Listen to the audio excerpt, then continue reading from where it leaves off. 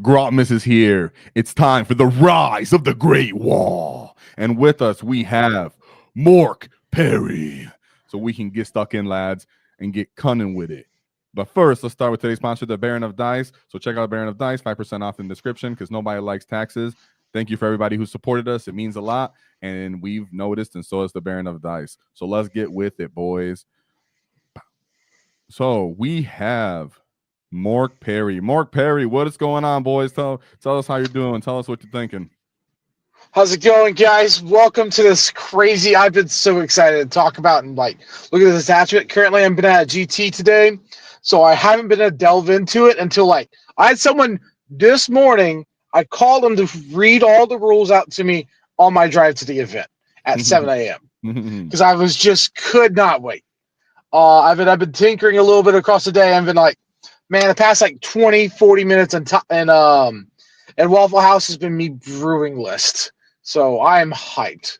We're all hyped. We're all excited. So today is going to be just an overview, some thoughts and analysis. Now that we've had a little time to chew on it, take it in. We have some understanding of the questions, concerns, and things that are going around in the community. So hopefully we can nice and smooth all this out, get everybody flowing in the right direction, focus this WAAAGH energy to harness for being cunning for once, because I know a lot of y'all just want to be brutal, right? So it's time for everybody. Let's focus on being cunning for today.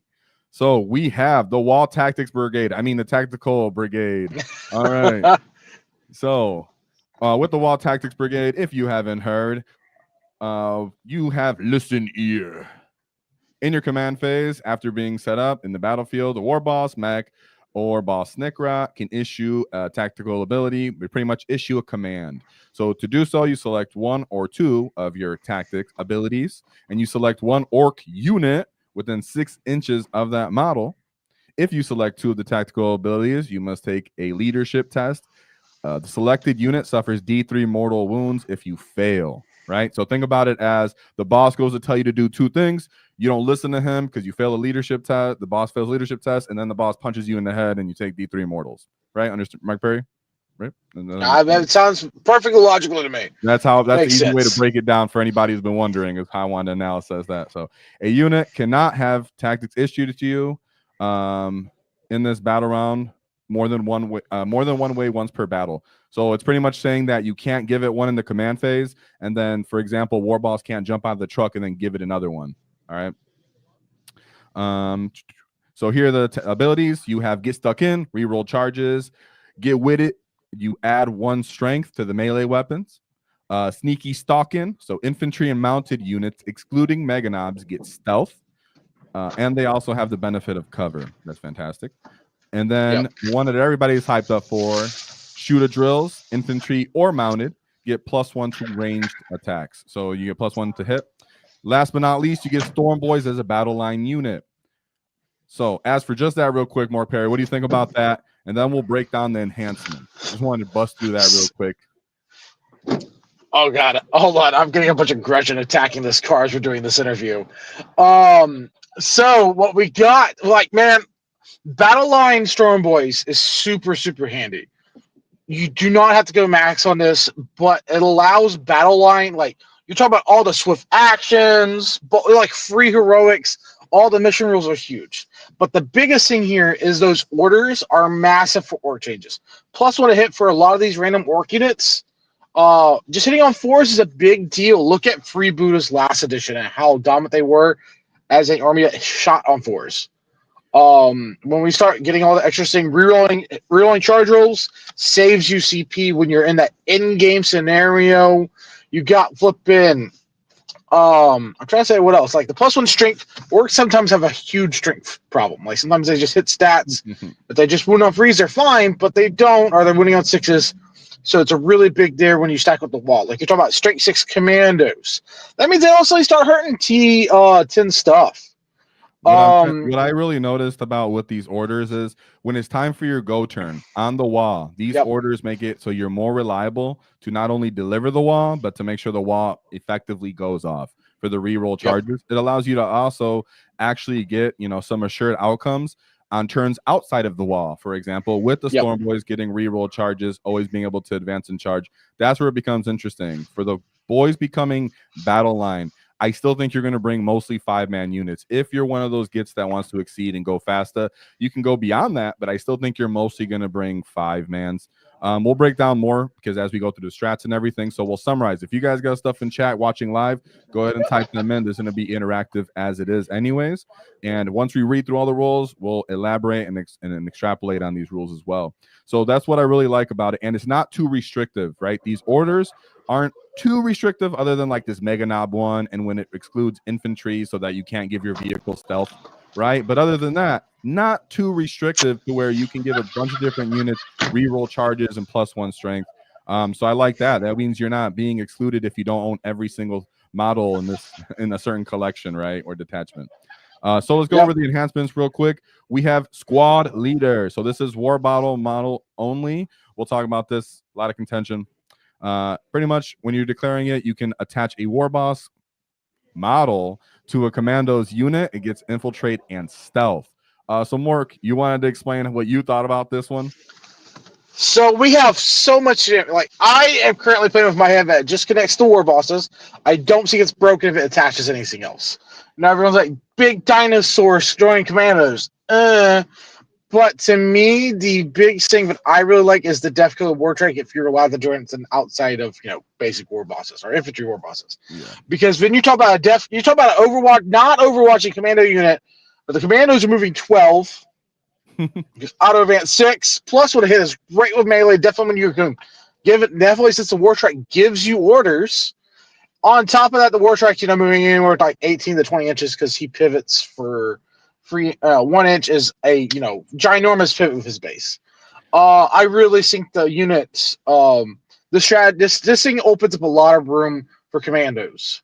For that one commando unit get hit way harder than normally. Because the biggest problem with commandos is melee is it's very inconsistent when trying to drop harder targets or like hitting multiple targets at one time because they do not hit on 2s. When you add War Boss, War Trike, Mega Armor War Boss, that's an option.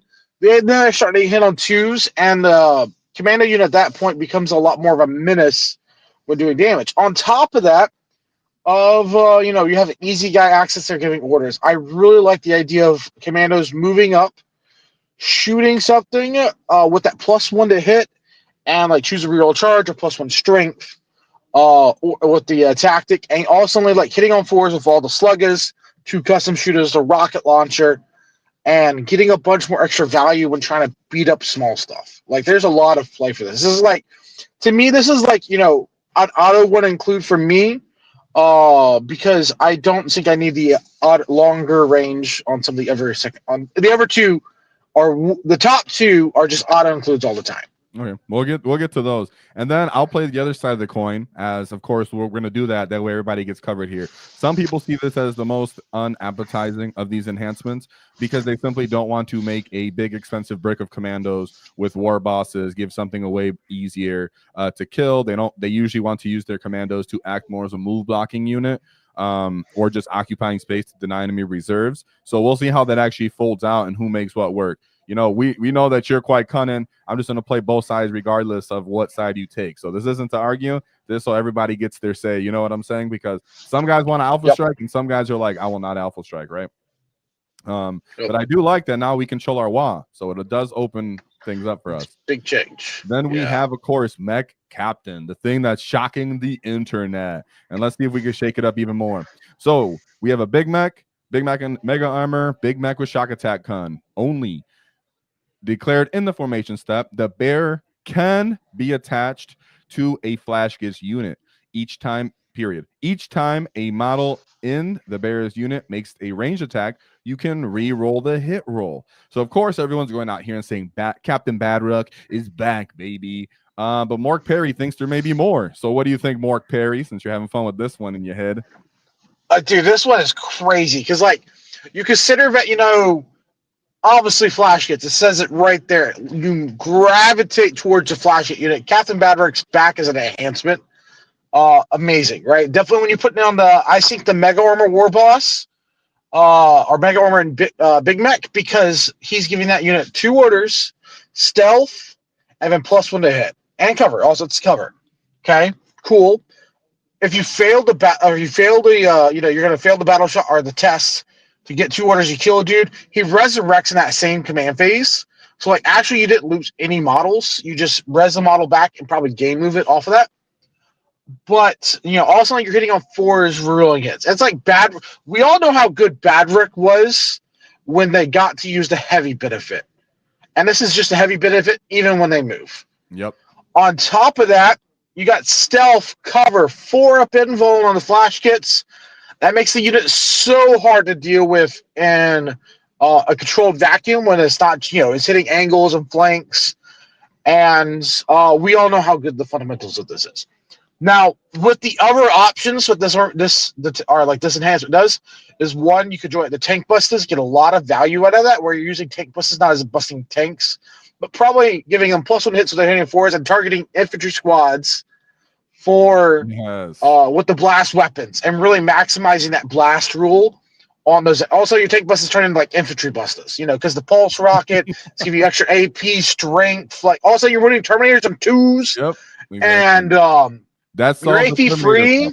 Exactly. That's the Terminator elite problem. If people tech into low armor vehicles and elite infantry, they can pretty much go off with all those. And people weren't even thinking about adding those for tank busters. I think the real issue with tank busters is they lack rerolls. What we're trying to point out here, what Mark Perry is trying to point out here in this next part of this, is that the keyword here is the bearer can be attached to a flash unit. You do not have to be attached to a flash get unit. So now we can take from that and go, what do we want to give full rerolls to hit with? So what else is appearing here is mech guns. But hold on here. People are arguing, can I give the mech gun +1 to hit with this unit if they're together? Mark, what do you say?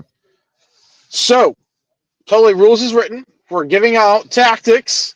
You target an infantry unit. It has to have the infantry keyword inside the unit. It has no other exceptions. Okay?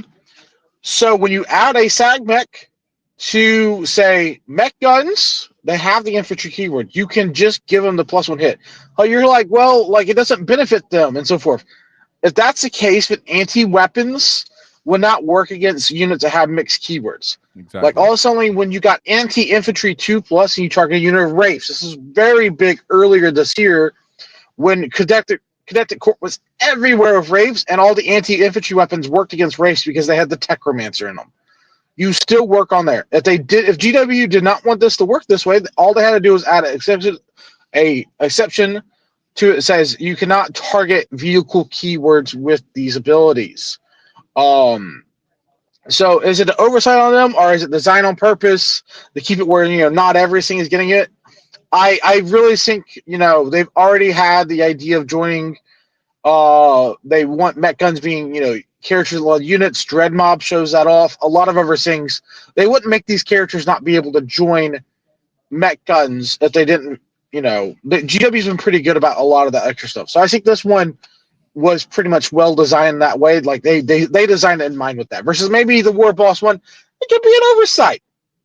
But this one looks pretty clear. And giving mech guns full reroll hits and then +1 to hit, hitting on freeze with any of those profiles with a shotgun attack gun is pretty awesome. We're not saying it's impossible that it's not supposed to be this way, but there are examples throughout the game where it does work this way. You do take the keyword into consideration. We are saying it does say infantry. There is infantry keyword. Yep. He's saying you're attaching this unit, infantry keyword, to the unit, and it's adopting it. So anybody who's wondering it, you're saying it says infantry only. Yeah, we're reading it. I'm right here with you. I highlighted it. We're here with you. We're following with the rules, so follow back with us. It can be changed. It can be eroded, but they would also hit the War Boss one.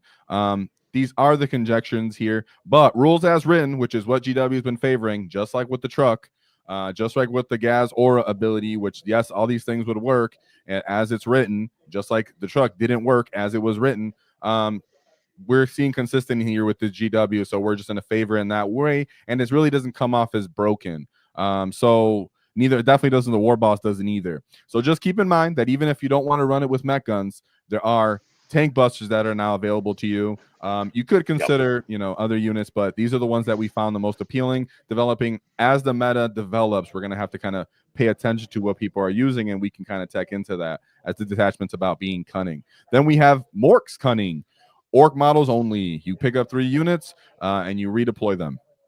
I think Dude, this this one's a lot thing, of the time overlooked, right? A lot of other, content that maybe I've kind of seen so far, people discussing it, go like, that's the least interesting one to me. I find this one very interesting, at least in my meta. We deal with a lot of infiltration. People will try to either score early, preemptively move block you, or deny you. There's so many things. Deny your infiltrators, deny your scouting, run up and touch your trucks. If you have a parking lot, stand in front of them. This makes it so that you can aggressively deploy your infiltration units and then take them back and put them somewhere where you're not throwing away 120 points and giving up secondaries necessarily. How do you see this one, Mark?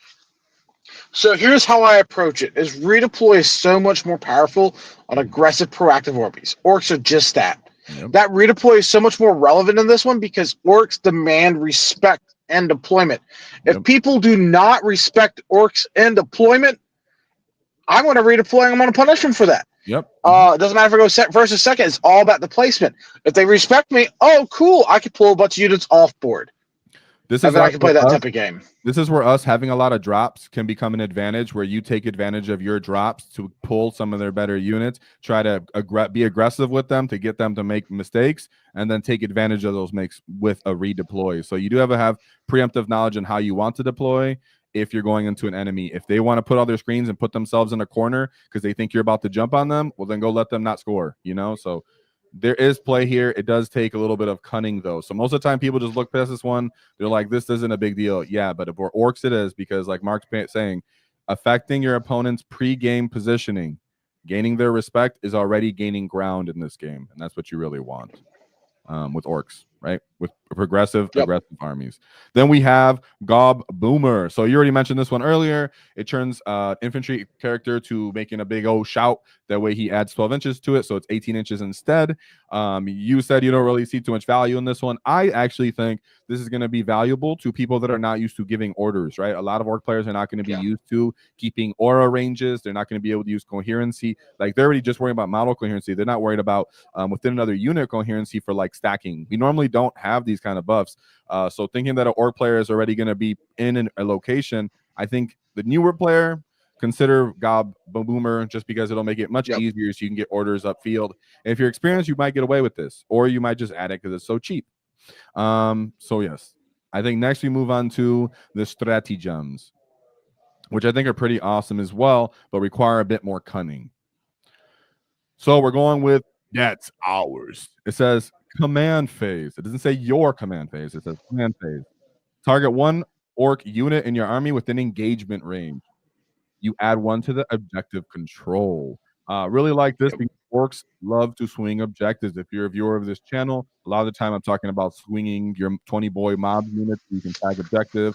MORK parry was always super high on Waaaghtaktiks, which is an excellent unit for stealing objectives. So what do you think about this stratagem, especially with my boy Zod? Dude, this unit's so crazy for like him, because all of a sudden like okay, I can kill if you have a troop squad home objective, or like a second, your secondary kind of objective, they're pretty safe most of the time. It's gonna be 10 OC on the objective. If you say they have random tanks, or bodies, or a troop squad that's OC2, and that just means there's nothing in the game that could just not OC you, right? If you have a few models left, you're gonna out OC them. This also is a game-winning strat when you consider that of how impactful is in the late game. When you talk about you have a few commandos left, you have a few storm boys on an objective, and you're just stuck in there. Like, what you're supposed to do, right? Or you have power units like the new Breaker Boy units. Getting them extra OC in the end games is huge. I think people like to take transports and a bunch of other different vehicles and just act a couple lone ops or a unit behind it. If you can run up and say, I'm not going to, charge the units that are nearby, but just touch one of your gunline transports and such, and just tag a couple storm boys on there, and then I pop this one. Now I can steal your objective, because that's typically 3 Most transports are 2, 3 OC. Get 2 storm boys onto this objective. You've now stolen it. You haven't killed it. You haven't thrown a whole unit away. You've covered the distance early because you can advance and charge. You've given orders so you can re-roll charges. Boom, the enemy put 1 transport towed onto an objective just to retain primary. Normally, an Ork player is like, oh, and I got to go charges with the unit. I got to trap it. I got to get a trade. I try to pop it. Instead, a storm boy can run up and say, oh, I just swapped this because you only have 3 OC here and I got 2 storm boys on here. They're still alive after Overwatch, maybe, for example. You do have to be in combat, but that's why big units of boys could also be interesting here too, I think, because you want units that actually be in combat that can swing the objective later. But it's really awesome. Another cunning one. Then we have Crunchin Descent. So this is essentially adopting the Assault Intercessor Datasheet ability where you roll for mortal wounds on a 4+ for each Storm Boy and engagement range for up to 6 mortal wounds. Everybody universally thinks that's pretty good circumstantially. Do you see yourself taking big 10-man units of boys, or Storm Boys, for example? I could see it as a possibility to play. I'm not for me, but I could totally see this use of it. Definitely, you have extra 65 points you kind of feeling with your builds, and you're getting really used to it. Definitely, consider that Storm Boys also have grenades. So that means that most time when they roll up and they're doing a decent, 6-5 mortal wounds on average with 1 Storm Boy unit. So in those simplified positions where 5 mortal wounds is a game-changing result, this is a great stratagem to have in your utility box. Yeah, I think it's what this is an example of. This detachment isn't too restrictive, but for certain cunning tactics, they are trying to holding in so it's not too broken, like allowing multiple any unit to do this impacting charge. They make sure it's just Storm Boys. Then we have Fight Proper. Everybody loves this one. 1 Ork infantry or mounted unit can either have sustain or lethal in melee in the fight phase. Absolutely love that, dude. We finally get access to just picking a lethal. No reach. I'm not gonna take hazardous. Some crazy going on here. I could just quickly have access for 1 CP to a lethals, and then it's or sustained. I think that's pretty cool. For the most part, what I think it's cool for is Beast Snaggle Boys finally being able to get lethal without Gaz being around. Not that it's huge because it's not 5+s, but it's a nice little twist. What do you feel about this one? I think it's a great utility strat. Like, we know how powerful sustain and lethal can be. Definitely if you're playing a lot of Warhorde. This means when those power units hit, that's one of the reasons I think about like the commandos with War Boss and War Trike going up there hitting real hard. You're talking, hitting on 2s with sustains. Breakup Boys coming in with War Bosses, sustain. You're getting that that targeted Warhorde effect with this unit where the unit can get really crazy efficient. And it's super powerful when you know it. Don't get greedy on it. Don't pop it every freaking fight phase. You need it in the key positions where it actually matters. And then with orders again, you're also giving yourself +1 strength. So those same units that typically don't do much, giving them +1 to wound effectively and sustained. Now they're actually doing something very nice. I'm really grateful that they gave us that because it opens up. It compounds our ability. It really magnifies, our strength, which is volume of attacks, right? And let's just make sure that we can take advantage of that. Then we have on to the next. Your opponent's movement phase just after an enemy unit fell back. 1 Ork unit from your army with an engagement range that was not set up at the start phase can make. Sorry, one enemy unit. Somebody fell back from an enemy unit, and you can make a normal move up to 6 when they've fallen back. Sorry, I got all silly reading extra words there. So this is in your opponent's movement phase, and what I really like about this is that the effect is you only make a normal move up to 6, meaning it's very clear that you can actually use a bomb squig in here when you make this normal move, quote unquote. Yeah, that's all kind of craziness. Cool there. I like how they add the extra stipulation of like you just gotta fall back. That's actually really big for some of these reactive moves. Definitely get more aggressive army. A lot of times you have to end the move for 9. Well, if you charge like a bunch of JPIs, Jetpack Intercessors, are units that move 12, 10+, and they just fall back out of 9, and you actually don't get to trigger the rules in the games. This just means anything that's fast that runs away from you, you're going to get the reactive move, period. Yeah, I like that you still get to actually move 6 inches, especially because, you're not going to be fully intact. A lot of the time you lose half of your orc unit when you do get clapped back. So a 5-man unit has a good chance of jumping back into terrain after the fight if someone runs away. So it doesn't say you have to end closer to the enemy. It just says you make a normal move, right? And there's some stats Here's like there's one big extra thing on this. You can get back in a transport. Okay, because it's a normal You charge move. a battle wagon, a truck up right next to the unit, they fall back, you get back in that thing. Oh, that's disgusting. Exactly, because it makes a normal move. So that'd be fantastic. Love it as well. So yeah, just keep that in mind, guys. We've turned into Eldar with this, with our cunning. You can jump back into an orc transport. So, you know, right up there next to the battle wagon, they charge and fall back. You're like, jump back in. You know, if it's still alive. If it's still alive. Then we have tactical retreat. In your movement phase, just after an orc unit from your army has fallen back, that orc unit can make a shoot or declare a charge. I like that as just simply an orc unit. So again, speaking for a battle wagon can fall back and charge. So, and not getting stuck in a weird position or bogged down. How do you feel about the fact that we can fall back and charge, even though orcs aren't really known to be the ones who survive? So it's funny that like everyone's like weird about this one. Blood Axes are my favorite clan. I've played Blood Axes for years, and I was really kind of disappointed when we didn't get a Blood Axe attachment when the Codex dropped. It's always been there. The fallback, shoot, or charge has been the Blood Axe rule since, you know, mid to early 8th edition. Yep. And it's a massive rule for orcs. Like when also you're getting all these crazy skirmishes. If you've watched me play with orcs, you know, I set up these wild battles, micro battles everywhere. Yep. And a lot of those strategies I learned through having the fallback mechanics. It's massive for orcs. Having this as a toolbox, I almost expected this to be the Ormy rule instead of orders, because it has historically just been the Ormy rule for Blood Axes. So I was really pleasantly surprised with a brand new mechanic that so much more to delve into with tactics. But this stratagem is amazing for orcs, period. I don't like once you start learning how to play with this in mines, definitely when you consider like, oh, I have the transport, I fell back inside of it, the transport got charged, then you get the unit out, it's repositioned, and then the transport can fall back and charge. You know, Morkanauts, Gorkanauts. What I think you're trying to emphasize here is that movement wins games, right? We always talk about the shenanigans Eldar can do from disembarking in transports and getting back inside of them. We have reactive moving and just back into terrain. At this point, we have the ability to fall back and charge, and we have the army-wide ability to advance and charge. We have the rerolls, a command phase now. We have Stormboys as battle line, so you can have 6 small 5-man units running up and charging random stuff.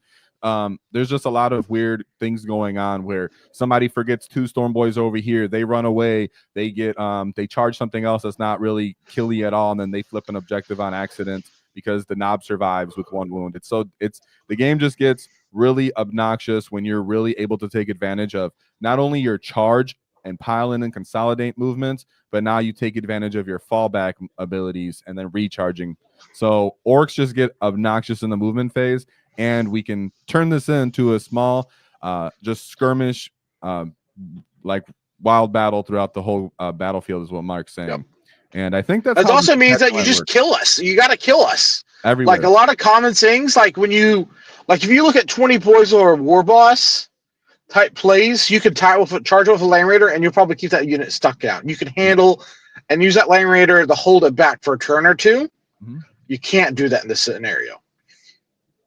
Nope. A lot of the time people focus on that one problematic orc unit and they're like, all right, this is going to be right here, and I just hold off this other side. There's none of that going on here. You're not holding off and falling back away from things. Something's always going to respond to your opponent's movement at this point. Now it's up to us to be able to take advantage of that, and we actually have the chance to now. Without being uppy downy, very boring of I can get 3 inches of you. I'm glad we didn't get that ability, to be honest. They gave us more dynamic abilities to interact with the movement phase and to do nice trickery without just being kind of, we'll just say easy. So then we go to Dead Sneaky, the final enhancement. In your opponent's movement phase, we have the ability to pick guys up and put them back into strategic reserves, but it's only for commandos and storm boys. Again, this is just for late game scoring, like you said, if there's some guys left over. And then again, you add this for the additional OC stratagem. So you can come in and pretty much keep scoring throughout the whole game. As you already said, they're going to be focused on killing us everywhere because we're constantly going to be going everywhere. We can constantly keep scoring. So that's pretty awesome in that sense. How do you feel about this for other than that? This actually has way more layers when you consider that the unit doesn't have to come back the same turn. You can pop this turn 1, take that big scary unit of commandos that has a war boss or war trek connected to it, okay, and turn 4 rapid ingress it in. There you go. And there's Rapid ingress. Yeah, and like it gets wacky crazy. Like there's so many different options here where like your opponent's backfield's always under constant threat of a rapid ingress from Storm Boys, commandos with characters attached to them.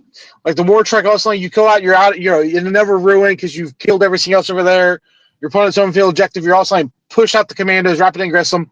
War trek moves 12, keeps that cohesion, and you could be 18, 24 inches away and have a very realistic charge, if not unfailable charge into your back home field objectives. Why get rapid ingress in a different table quarter? And that's something most people aren't even considering right now. As to I could just hold something for that late of game that's typically that's going to be a threat. Now orcs have access to something like that as well. So that's dead sneaky, as people are saying in chat right now. Let me go over these super chats and the people who have memberships real quick, and then we'll also just elaborate on some of these ideas and thoughts and ask you some questions, and of course interact with chat, and then we'll wrap it up before we have anything else. So we have Sandriolo became a channel member. Whoa! Thank you for the support. He was here nice and early. And then someone mentioned they've been holding on to 30 Storm Boys since 9th edition, ready to use them again. That's hilarious. Then we have Mountain, looks like a butt crack. Praying for Gork and Mork for a guard type detachment. Wait, praying for Gork Gork and Mork for guard to get a WAAAGH detachment tomorrow. With crumping humans. That's hilarious. So he's hoping they get a melee version of orcs. I mean of humans that want to fight orcs. Like Iron Hand Strachan calling the WAAAGH would be the most cash hand shit you could find. So let's go. Let's go. Whoa, that'd be pretty sick, right? I know when I told someone that I thought they were gonna get orders and blood axes, this is one of the things I predicted or in one of the video we did. And I remember someone directly said to me, like, looked at me with a funky face, like, orcs taking orders, dude? What are you talking about? And I was like, you never heard of a blood axe, have you? So I know there are people in the orc community that would just don't even suspect orcs should be taking orders. So that should surprise everybody when you roll up to the table like that. Then we have Murder Mouth, Blood Moons. Whoa! Energy is insane. Curious on thoughts for a Boom Daka being splashed into the new detachment. More utility like buffs and forms of control and battle shock. Also, 3 wagons for me. Whoa! My boy always wants to have his battle wagons. So you heard what you could do with the battle wagons in this case. And thank you for the $10. That's super generous of you. Thank you very much. Whoa! For the channel. Support. So what do you think about like utility buggies or something like that being brought into play into this detachment? Dude, I think they're good. I think like the utility buggies, because this army, this is the orc detachment that has that high ceiling of skill and control where it can still just orc you out, or it just flippins.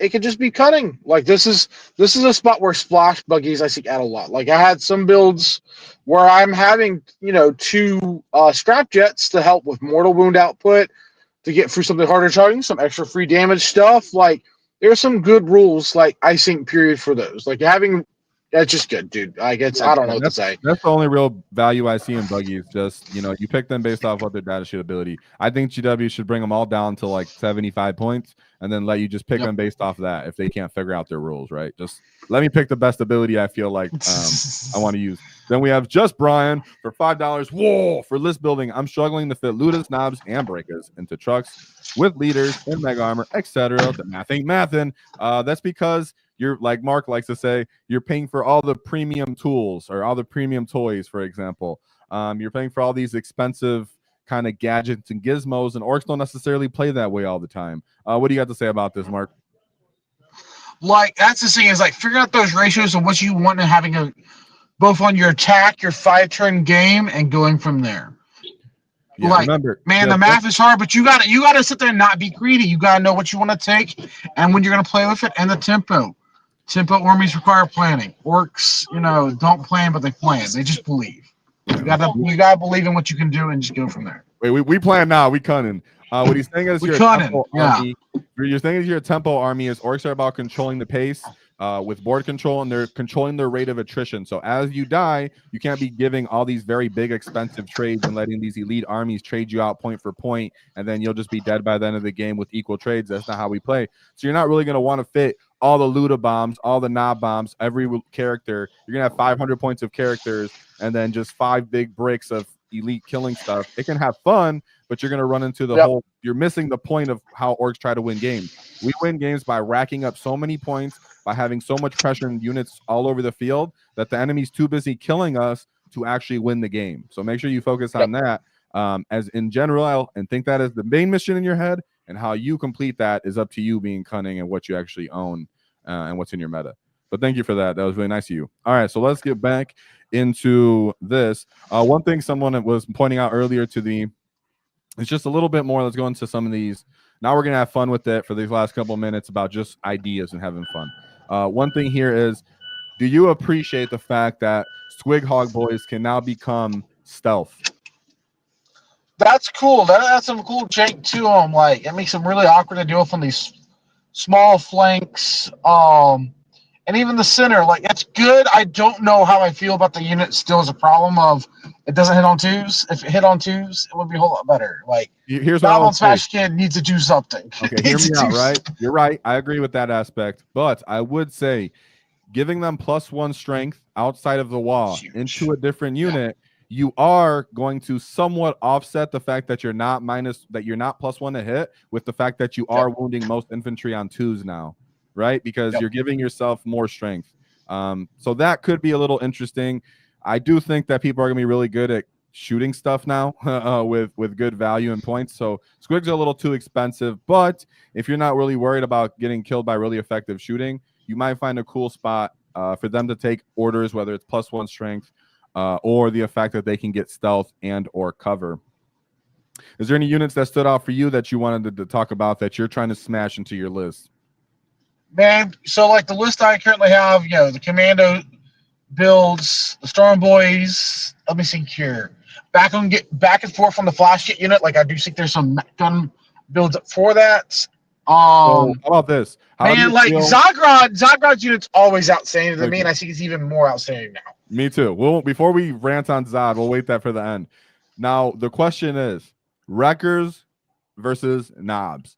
Now Wreckers have taken over what everybody's in forefront in everybody's mind, but they do pay a good amount of points more than Knobs. Knobs now having access to +1 strength outside of the wall, +2 strength on the wall, meaning that they can now contest and fight some of these vehicles. Does that give you any kind of interest to consider them, or are you kind of still trying to fit Wreckers into this kind of detachment? Wreckers are my default. Bomb squigs are massive. On top of that, free damage, anti-vehicle 4-up, so even you don't get stuck at, where you need the wall to get through T11, T12. Mm-hmm. On top of that, points are actually not too different because you have that 6-man squad. It's 100. Is it 105 points for right now for 5 knobs? 140, so 35 points. You're really paying you're getting a 6 model. Mm-hmm. So, that's 20 plus points. You're trying 23 points a model, I think, for Wreckers almost. Yeah. So I will versus 21 for knobs. Yeah. So I will say Wreckers are just all around the perfect name for Wreckers. They do just beat everything up. So if you're going to elite infantry, you can even get up to wounding custodes on 3 if you add enough strength on it. So they can just wreck anything. Their profile goes good into anything other than the fact that they only have 2 AP, but they have dev wounds to get around that for vehicles. But I do think knobs are fine to get them in play. Don't go out and think that you have to play with Wreckers. We're just comparing them for those who are about to get a hold of them. As for, does this help knobs greatly? Yes. Still have even more confidence in your knobs because getting +1 strength is something they greatly needed outside of the wall for your 5-man units, for example. Yep. Absolutely great. Another one would be, and you're really into the alpha striking potential. So as for the tempo of this detachment, right? When I break down different detachments, I like to say a dread mob's a slow paced game where you can play multiple turns and try to win it late game 4 or 5. If you're playing something like War Horde, you're really trying to set people up for a back breaking kind of devastating blow so that they can't come back in the game. So that's more of a 2-turn, 3-turn kind of game. What's the tempo you see here for being cunning the Waaaghtaktiks Brigade? So I think as a whole, it can just be as aggro as Warhorde can be and backbreaking. But when the opponent's either planned for it, deployed for it, or the mission calls for it, you don't always, if you see the opportunity, I'm like, man, they're set up. Definitely the changes the wall where you don't have to do it the battle round. You could wait for that wall. They never know when it's going to hit them until it hits them. Yeah. I think you can take your time. I think when you show up to the game, I have 2 openers, and the opening that I choose is solely based on my opponent, and I'm going to take them apart from there. I can absolutely break rack you if you don't respect it. I'm going to do that. If not, well, we got all these good uppy downy rules, extra charging, reactive moves, fall back mechanics. We could play a type of game where most people do not know the lines for orcs and how to handle them, because these units have so much more depth and level of skill that, it's a kind of orc. Like, what you're supposed to do? You're just flabbergasted at what you're supposed to do against this type of army, that type of army, or that type of pace changing. Yeah, we're talking about kind of like its ceiling and its floor right here is kind of the distinction almost with what you're saying is the tempo here. I do think that it is going to be a early pressure kind of game where at least you're going to be presenting early pressure to your opponent in their mind, like you said, to impact their deployment and their movement for that game.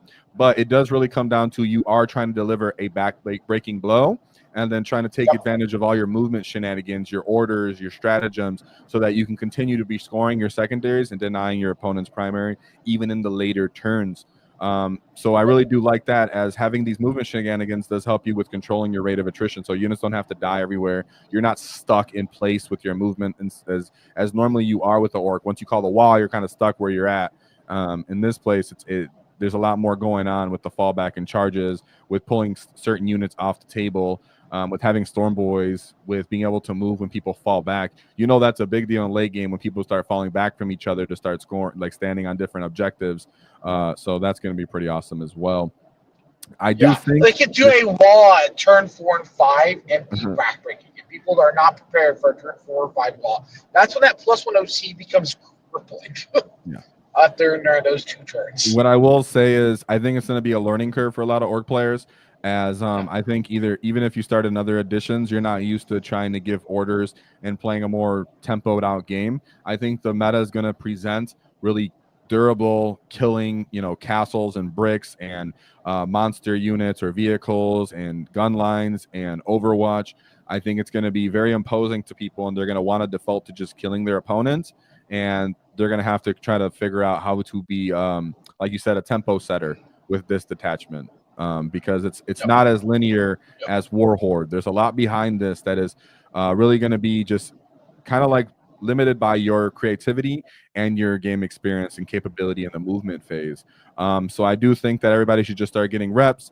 Don't be too stringent on, hey, I heard that I need Ludas and Flash Gates. I'm going to bring 10 Flash Gates for free roll Overwatch and Ludas for free roll and big Mecha Shock Attack guns and 3 War Bosses and Snickrot and Zagrat. All right, your list isn't cohesive anymore. That's not what we're talking to do here. We're saying go out, figure out what tools work for you, and really just take advantage of, get used to taking orders and taking advantage of swinging primary and take advantage of the movement stage. Because at this state, this early with the meta and kind of free fall, we're not exactly sure what units are going to stand out and become the most reliable and what you actually need to tech into. And so everybody should just be creative. And that's why I wanted to bring MORK Perry on here, right? Because he already came up with some interesting, fun ideas that I directly, like I said, I don't think people are thinking they want to necessarily alpha strike, but you can. And you should be testing it to see how good it works for you and your meta. And I really do think this is very toolboxy. It's not so stringent. You're not so limited like other stratagems where you have to use detachments, like, Bully Boys, for example, and to hunt, where, I need to bring 3 times 3 of these and that's it. No, this detachment, you can bring a couple, toolboxy units and take advantage of them, and not be restricted by your collection's limitations necessarily. So I really do like that. I think orc players really needed that, right? I agree. I very much build a lot of orc lists. I say is don't do free ofs. Do 2 ofs and learn to master those units. Yeah. You do free ofs, what's going to happen is you're going to run into spots where that unit's not good, And you're going to play games where you're just like, I'm running a couple free units up and they're just not good, and you're going to run out of steam. You're not going to have the utility. The rule of 2 allows a lot of flexibility in your work list, where you can have one, or is just very much of a good toolbox. Yep. 2 of any orc unit will get a lot of the jobs done. And when you have 5, 6 rules of 2s, you have so much flexibility. And Versus, because there's some Go ahead. overlapping redundancy in these orc things that they're good at, like having large units, wanting to advance and charge and get stuck in with the volume of punches, having random special weapons like power claws throughout the unit that you can still deal damage to these infantry and skirmishing type units. And then we have Blake Kittrell with his super chat. I like knobs, orders, kill rigs, and Waaaagh to wound. So this is about giving +1 to wound. I think this is sick because there's so much capability to get up to 3 plus, +3 strength. Make all these small units that are actually going fast have the ability to punch hard. Shout out to Red Ones Go Faster, because that's what we wanted, right? We want bikers to punch harder. We want storm boys to punch harder. We want boys, mandos, all those different units that are stuck at strength 4 to get +1 strength on other turns. We want 9s to go up to 10s. We want 10s to go to 11s. We want 5s to 6s. It matters a lot for what's to come. So with that being said, Mark Perry, I'll let you go here since you have to go. But what do you think overall with this and the meta shifts will be the most important data sheets, we would say, that people should be paying attention to? I'll go first because I know what you're going to say. Zagra. I think Zagra is going to be super, super important and dynamic. So check out that video we have in the playlist if you haven't known about how to use Zagra or Commandos. What are some other units that you think are going to be huge? I think Breaker Boys are a game changer for orcs. I think this unit and this army, just you're gonna wreck shit. You're gonna break it. Like free damage, massive on orc infantry. That's something that's so rare, and we're gonna about to just we have an abundance of it.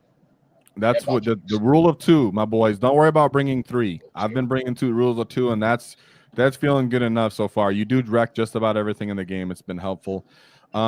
I think people, when they really really break into these full rerolls to hit, and we find out, what ends up being the flavor of the month into the meta, like, are we going to want tank busters because Necrons are everywhere and they're kind of lower toughnesses of 9 and 10, so we can take advantage of tank busters there? Or do we need, mech guns, for example, because there's too many vehicles that are around with great armor saves or monsters that we want to peel through them with shock attack guns? So I think that's pretty sick. And I really just want to see what kind of orc players take advantage of cunning, MORK's cunning, and squad leader, right? These are the 2 enhancements that I think get the most back and forth, which are either completely unimpressive with redeploys or they're completely unimpressed by putting a war boss in a commando unit. So I think once we start seeing kind of list draw from here, people making performance with them, people running them themselves, we'll find out in that. I don't think you need to go out and get 30 or 60 storm boys. So if you want to, you can go ahead. I think if you want to run trike with bikes and give them additional buffs for shooting, that'll be fun for clearing screens. But all in all, the gates are open for orcs. We have several detachments that are very alluring, between just the basic warhorde from dread mob to the hunt even appeals to some people now with its different changes. And now we have the Waaaghtaktiks detachment. So everybody should be excited for orcs. We have no idea how the new data sheets will greatly impact us in the meta, or how good they'll do into the meta bullies. So Mark Perry, any last words for the Great WAAAGH? Like, comment, subscribe, share. I don't know. Just get the wall on. Okay. Yeah, so don't worry about it, guys. We'll be back with more of a breakdown and more of an analysis on everything by points and by combos that I think would be most appealing. So look forward to that next Friday. And of course, stick around for more Waaaghtaktiks. And there's always one thing to consider: is don't cross our wall, because we'll knock your teeth out. Whoa!